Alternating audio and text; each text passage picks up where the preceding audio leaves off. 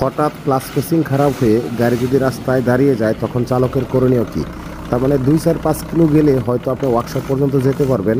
এখন ক্লাস পেসিং খারাপ হয়ে গেছে, গাড়ি দাঁড়িয়ে গেছে, 1 নম্বর গিয়ার লাগাইছি, গাড়ি সামনে যাচ্ছে না।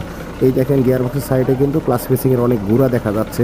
এখন আমার করণীয় কী? টুসিংয়ের পরিবর্তে একটা ব্যবস্থা করতে হবে। গিয়ার বক্সের উপর একটা প্লেট আছে, প্লেটটা খুলে নিলাম, আমরা এখান থেকে পানি দিব। অবশ্যই আপনি কিন্তু এই অবস্থা হলে গরম অবস্থায় পানি দেওয়া যাবে না, 15-20 মিনিট ঠান্ডা করার পরে কিন্তু পানি দেবেন, না হলে ক্লাস পেসিং, ক্লাস প্লেট, ফ্লাইহুইলের ক্ষতি হতে পারে। এবার দেখেন এই যে গিয়ার বক্সের নিচের সাইডে আমরা দেখাবো, এখান থেকে পানি দিলে দেখেন পানি কোন জায়গাতে বের হয়। এই যে দেখেন নিচে দিয়ে পানি বের হচ্ছে, সেই সাথে অনেক গুঁড়া বা ময়লা বের হচ্ছে। এই যে ক্লাস পেসিংয়ের যে পাউডারগুলো ছিল সেই পাউডারগুলো বের করে দিতে হবে। এখানে স্লিপ করছিল, স্লিপ করার কারণে কিন্তু গাড়ি গিয়ার লাগাইছেন, সামনে মুভ করতেছে না।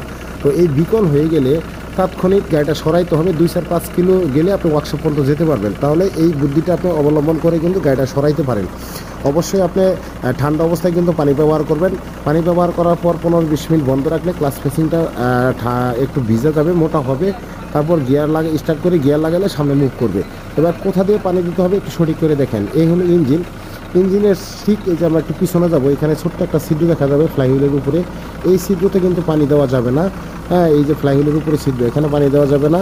এর পিছনে একটা বড় ছিদ্র আছে, এই বড় ছিদ্র দিয়ে পানি দিবেন। আমি আবারও বলি, ঠান্ডা অবস্থায় পানি দেওয়া যাবে, তবে পানি দেওয়ার 15-20 মিনিট পর কিন্তু গিয়ার লাগালে গাড়ি সামনে যাবে। ধন্যবাদ ভাই।